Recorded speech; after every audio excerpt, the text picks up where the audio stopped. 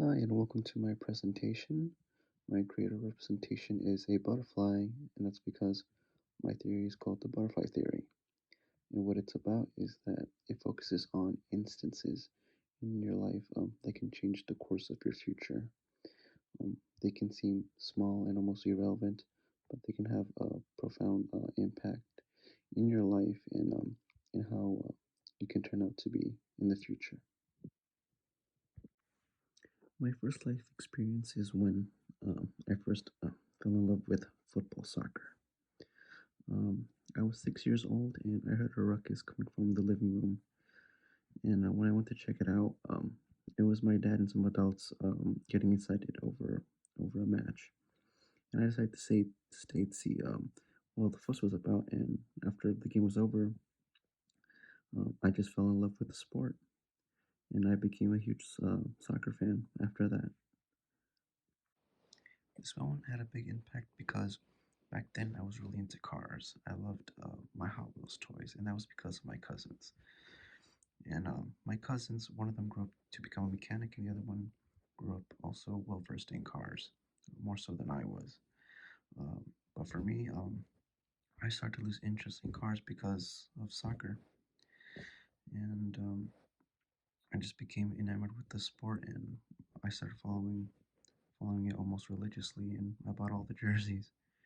And so, yeah, if I hadn't been curious and checked out my dad, I probably would have ended up more like my cousins.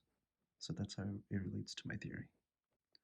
My second life experience is when I moved to Peru. This was a really big deal for me, moving to a new country, to a new continent, and I wasn't really happy about it. Um, but we moved anyways. Um, so this had a big impact on me because it showed me who my real friends were. Um, my real friends were the ones that uh, cared enough to keep in touch with me while I was away.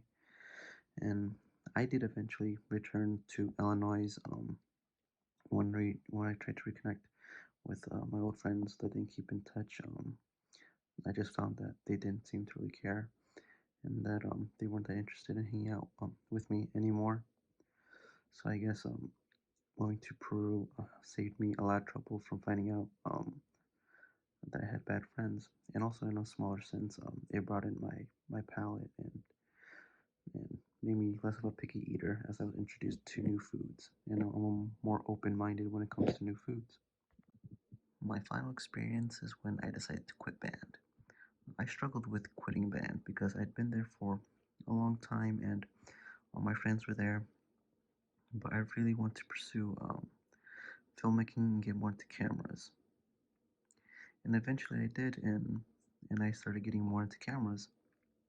So this was a big deal because at the time I had told my parents about what I wanted to do, and they kept questioning me about it.